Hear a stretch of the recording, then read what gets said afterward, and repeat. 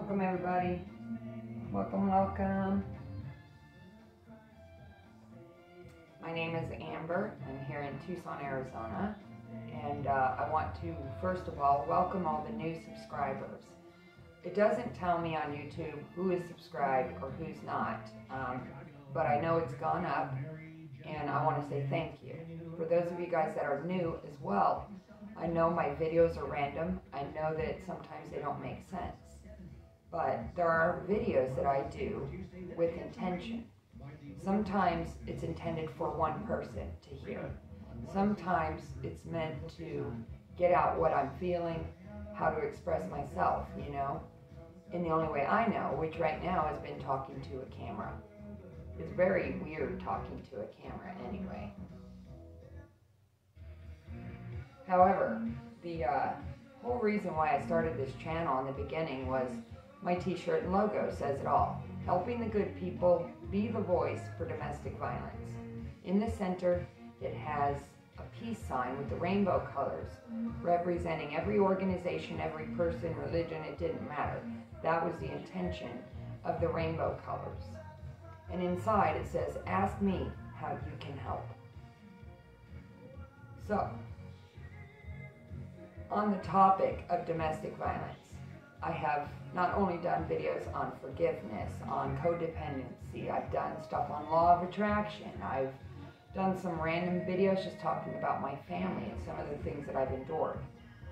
But also in how I've gotten through it, how I've healed through art, through music.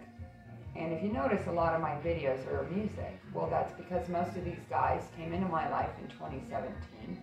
And they supported me through all of these years, through my crazy moments, my psychotic breakdowns with my family. And when I say that, I don't mean on drugs. I'm talking about emotionally. We carry around a lot of emotional baggage, and there are times when we have to release it.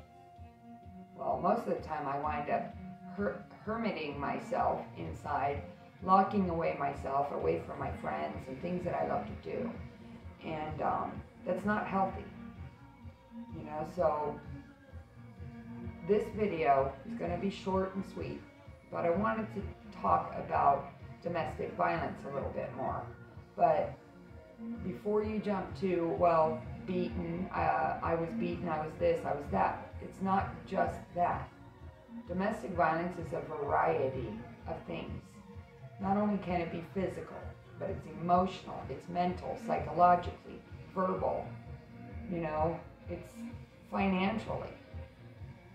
It doesn't just happen in home, okay? It happens at home, in the workplace, with friends, with complete strangers.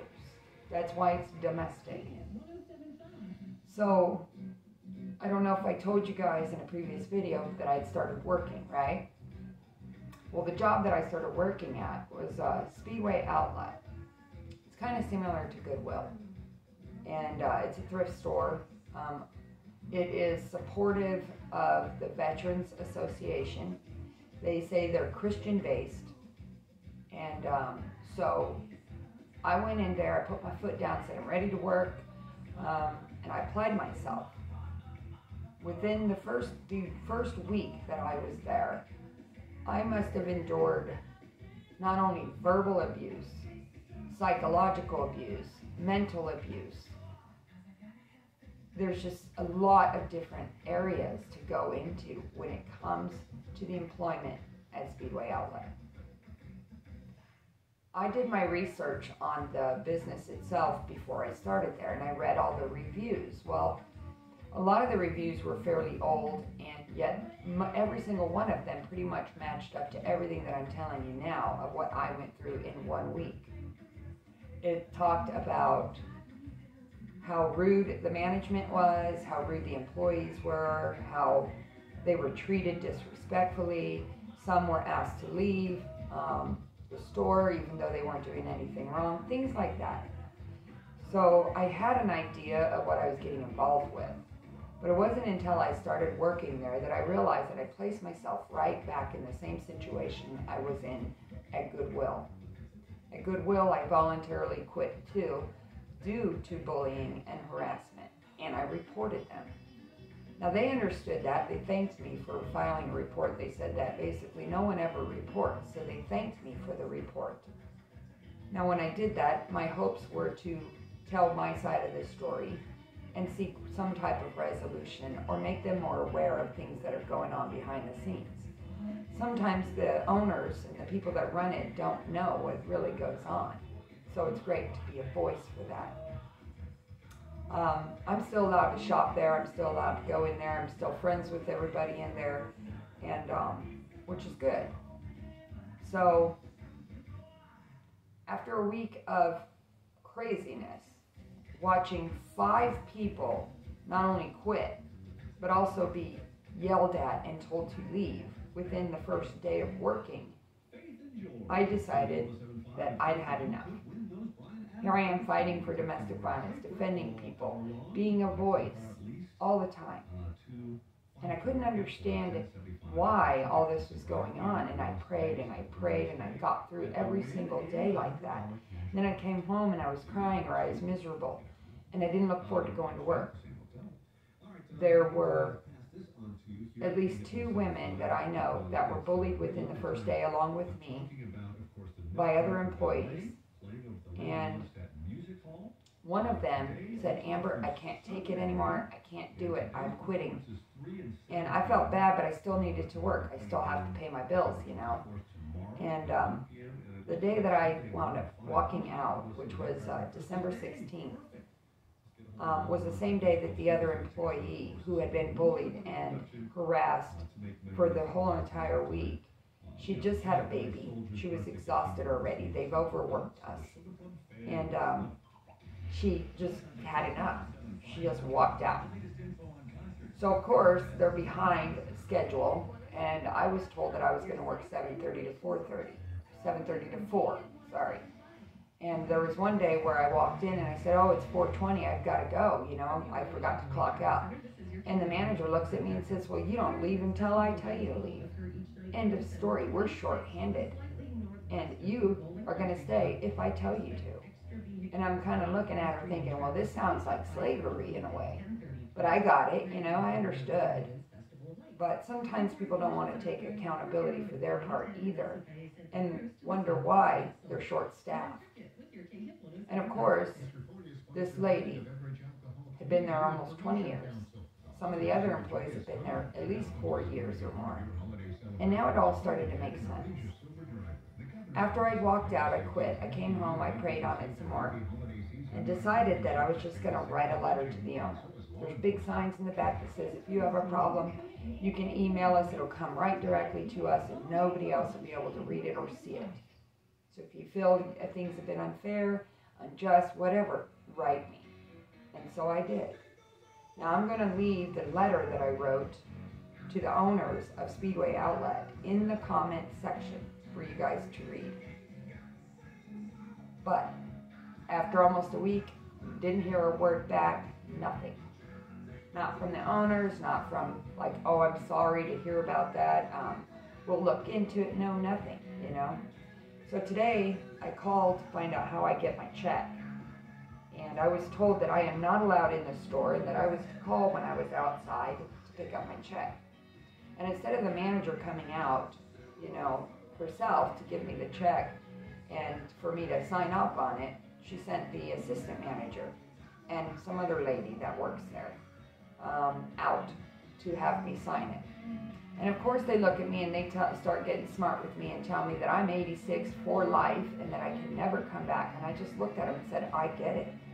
I so get it. Why would I want to go back to that environment?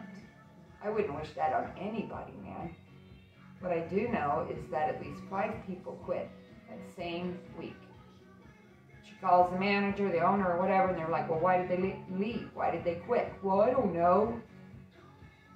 He didn't know that she'd been yelling at people, threatening their jobs, their livelihoods, airing all their dirty laundry in the back, yelling at people. I mean, the whole entire store is like a huge dark cloud. So, the moral to this story is, whether or not it's at home or with your friends or family or the workplace, Somebody has to speak up about it. If you're being mistreated or you see someone who's being abused, we should speak up about it. Defend that person. I'm a very strong person, inside and out, and I can handle a lot. But after a week of that, and being told basically that I was doing a poor job, and that if I didn't like it, I could leave. After being bossed around that day, I finally decided I'm done with this place, and I walked out. Like I said, I wrote the letter, I was a voice, and I'd like to think that maybe down the road it might help to illuminate the owners about their establishment. But no matter what, I did what I had to do. And now I'm voicing it here to put the story out there that you must stand up to the abuse, no matter what kind it is, especially if you see it. I wish more people would do that and stop living in fear of retaliation, of, future abuse, by the same person, or if not, then you have to seek it out. You have to seek out someone that can be a voice for you. In this case, I'm the voice, again. Even though I've been praying on this stuff, I don't like to think, I know that since 2017, when my reality check came and I got a kick in the ass and thrown in jail because I reacted. Okay, because I reacted, I got thrown in jail. Okay, but because of that, over the time that I had grown stronger, that I had built up my courage and taken time to look at my own self, okay, I started helping more people, and there began helping the good people. I began this when I started helping people and finding different outlets to express it. I helped people write letters, open their own cases, defend themselves in court. I help people build projects. I've helped people organize things. I've helped people with resources and housing. I've helped homeless people. And it's all because God placed me there. I finally got an aha moment that, hey, God, what am I to do here? Why am I here? Why am I here to endure this? Why? Well, it was to see it, to witness it, and then to speak about it. A truth sayer, truth seeker, whatever you want to call it. So, welcome to my crazy world. I am no longer employed at Speedway Outlet here in Tucson, and I wouldn't recommend that place to anybody the way it's ran. It's very sad, very, very sad how they treat people, being Christian-based and all about dignity and respect. I'm sorry, but that's not Christian-based. Attacking people every single day and threatening their livelihood and their work and their money to survive is not Christian. So again, I'm going to leave the letter in the comment section for you guys to read. And if you're having an issue with someone, I would highly recommend that you speak up about it. And if you can't do that, then seek someone out that can. No matter what. Write your own letters. Be your own voice for domestic violence. I don't know what else to say except for Merry Christmas. And I pray that if you're in a situation that you can't get out of, or you know someone that is, doesn't matter what it is, to speak up about it. That's all I can really say. I've been doing side jobs, trying to pay my bills and everything else, and I'm good. I just did one today. That's why I look like this. I'm dirty. Now I'm ready to go take a shower. But I had to get this video out there. So please, like, subscribe, and share to my channel if you wish. I will leave my email also below in the description box. So if you want to talk, or you've got a story you want to tell, or you have a music video or something that you want to do, or some ideas, and you're in Tucson or even outside of Tucson, I'm here. And I definitely will answer your emails and get back to you. With a landslide brought me down, mirror in the sky, what is love? Child within my heart, rise above.